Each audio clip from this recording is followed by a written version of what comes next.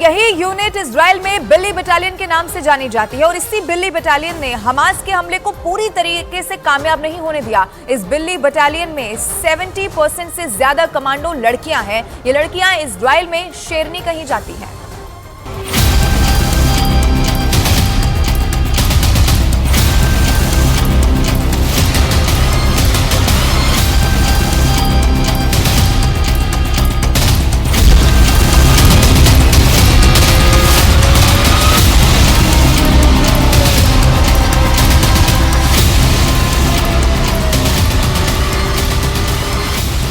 Israel की इस force को असल में काराकल बटालियन कहा जाता है। यह बटालियन इतनी खतरनाक है कि जिस मिशन को पूरा करने की ठान ले उसे अंजाम तक पहुंचाकर ही दम लेती है।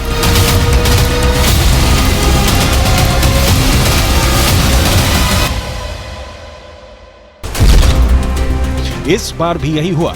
7 अक्टूबर को हुए हमले के बाद बिल्ली बटालियन एक्टिव हुई और उसकी 13 कमांडो लड़कियों ने हमास के 100 लड़ाकों को मार दिया।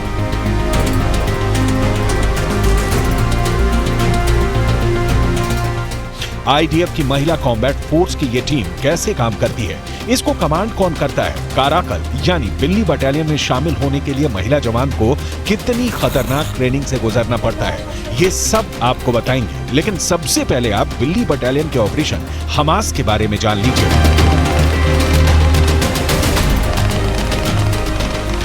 कि कैसे सिर्फ 13 कमांडर ने हमास के मिशन को पूरा होने से पहले उसे फेल कर दिया।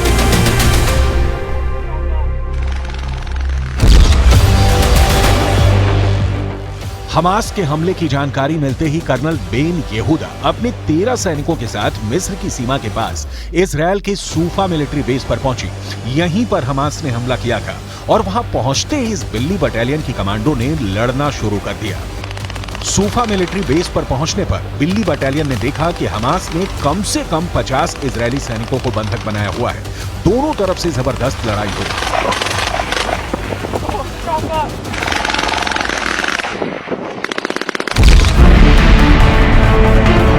इजराइल का दावा है कि लगातार 4 घंटे तक फायरिंग में कर्नल बेन येहूदा और उनकी साथी कमांडर ने हमास के कई लड़ाकों को मार गिराया। हालांकि इस दौरान बिल्ली बटालियन के कुछ कमांडो भी घायल हो गए, लेकिन कर्नल बेन येहूदा का इरादा डिगा नहीं और वो डटी रहे। इस दौरान इजराइल की नेवी के एक कमांडर भी हमास से लड़ने सूफा मिलिट्री यूनिट पहुंच गए। ये लड़ाई करीब 14 घंटे तक चली, जिसमें बिल्ली बटालियन ने 100 हमास लड़ाकों को मार गिराया और अपने साथी सैनिकों को भी छोड़ा लिया। 14 घंटे का यह ऑपरेशन इजराइल के सैन्य इतिहास में बड़ा मुकाम पा चुका है।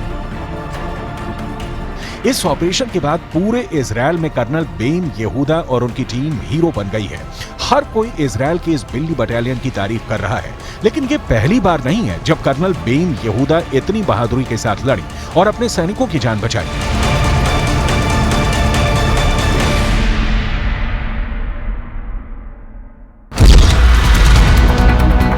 साल 2014 में भी बेन येहूदा मिस्र बॉर्डर पर इसी तरह के ऑपरेशन के दौरान जख्मी हो गई थी, लेकिन उन्होंने हार नहीं मानी और युद्ध में एक दुश्मन को मार गिराया था।